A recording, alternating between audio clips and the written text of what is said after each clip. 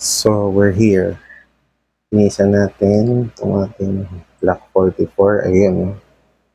Ayun. Medyo may puti-puti. Ayun. Ayan. Madami.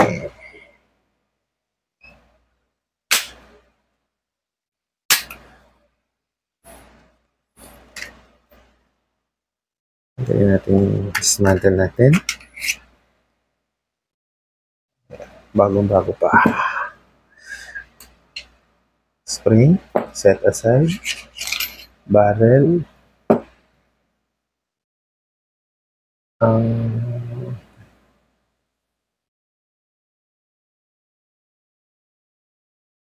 ating backplate. So, ganun din. Ito kasi hindi kita yung pinakaparang ano. So, press mo lang din yan.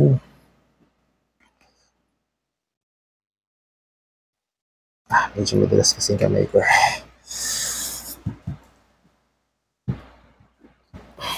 Ayan. Mas mabilis siya. Kung makita nyo ng ano, mas mabilis, i-try nyo lang buka dyan.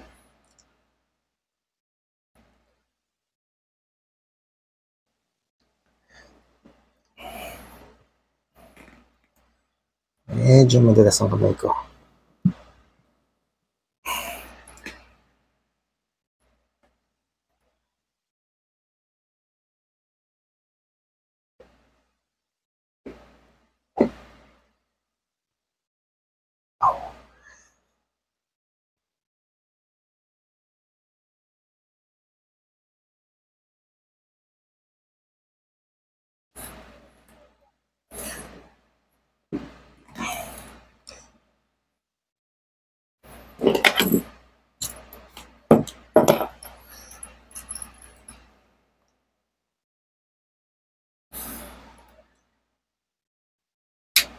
Yan. Dahan-dahan. Backplate.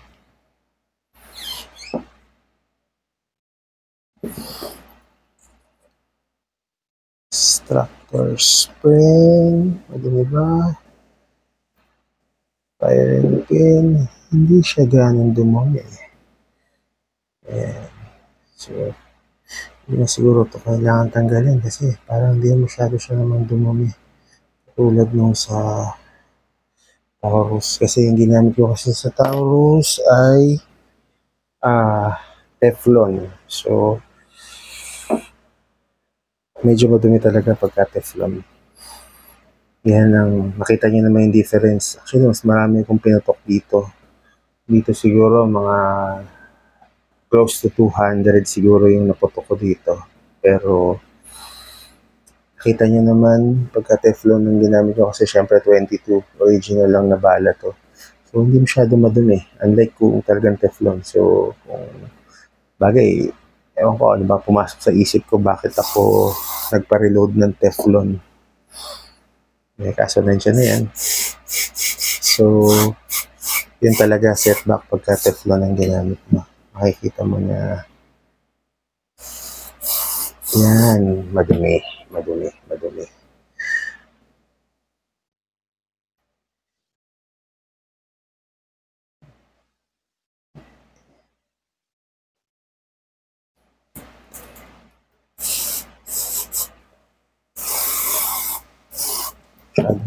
pagka FMJ.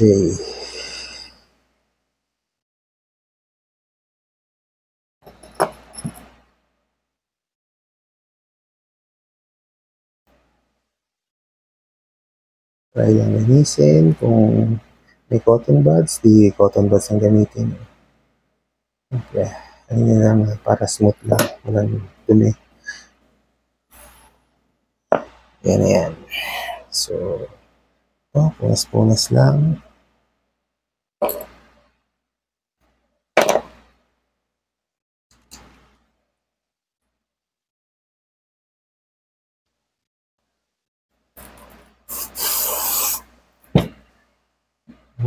Punas lang tayo.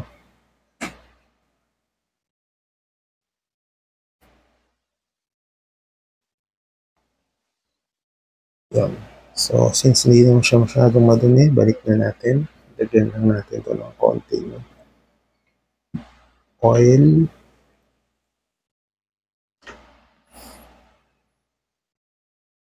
Ito rin. Ganyan lang.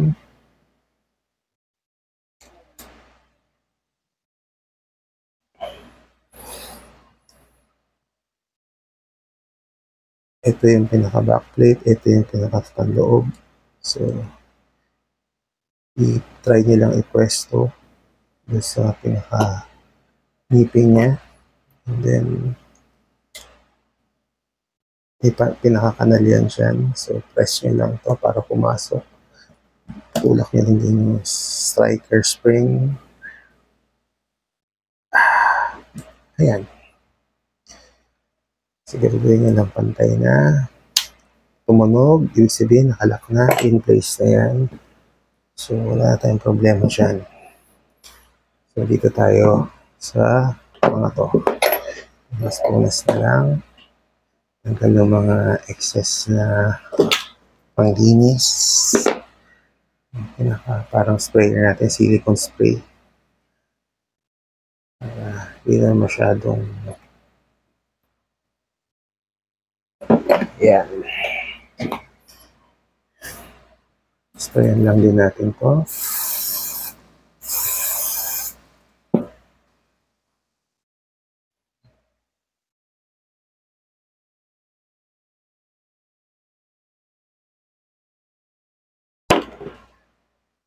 So, barrel, ayun. Merong konti. Siyempre, pulbura.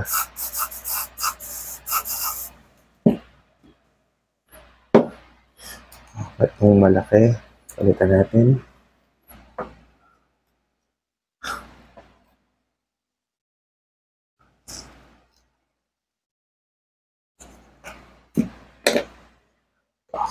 Pang 22.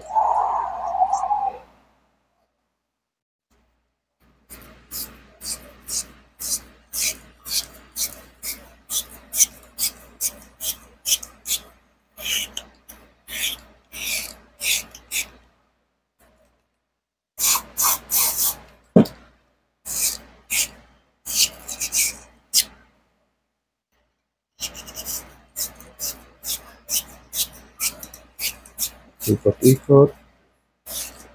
Pati pag tanggal, ikot dapat kasi pagkapabaliktad ikot, hindi mo matatanggal.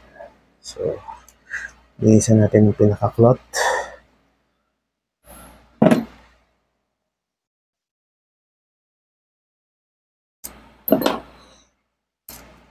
Para matanggal natin yung mga excess na dumi din sa loob.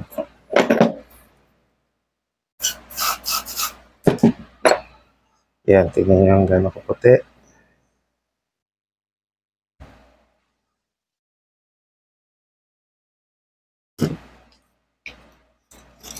Ayun, dumumi rin.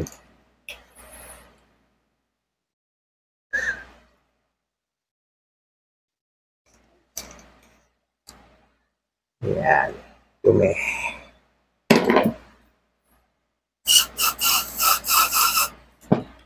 Isa pa.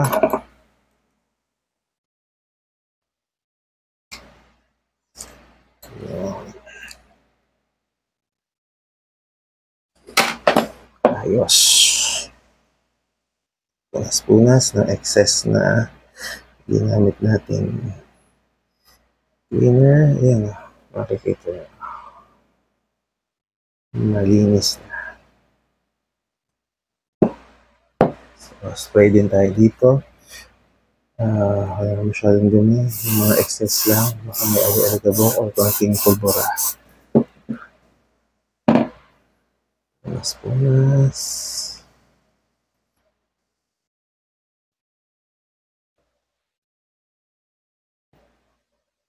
Sobrang alikabok.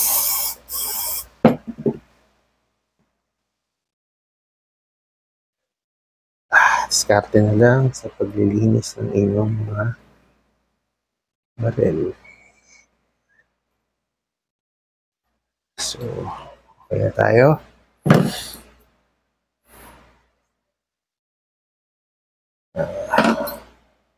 barrel. Itong part na to, ito yung ibabaw. Shoot nyo lang doon. Tapos balik.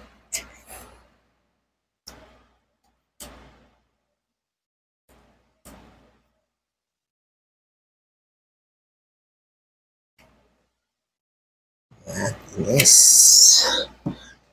So, pwede nyo lagyan ng konting oil para mas maluwag ang cycle ng spring. Shoot nyo lang maayos. Yes, again, parehas din nung sa Taurus or sa ibang lock, sa second notch. Hindi dapat ibaba. Ayun. Okay.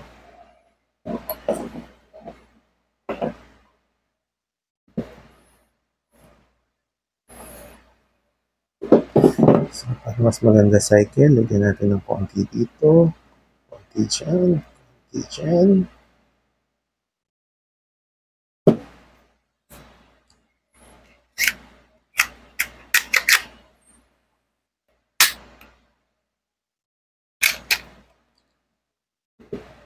Lagyan konti dito.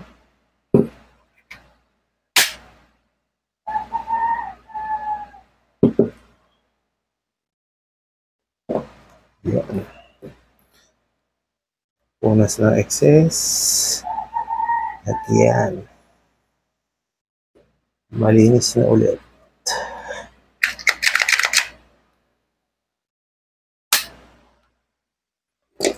Tanggal lang yung mga excess na oils, na gun oil. At ready na. So, salamat.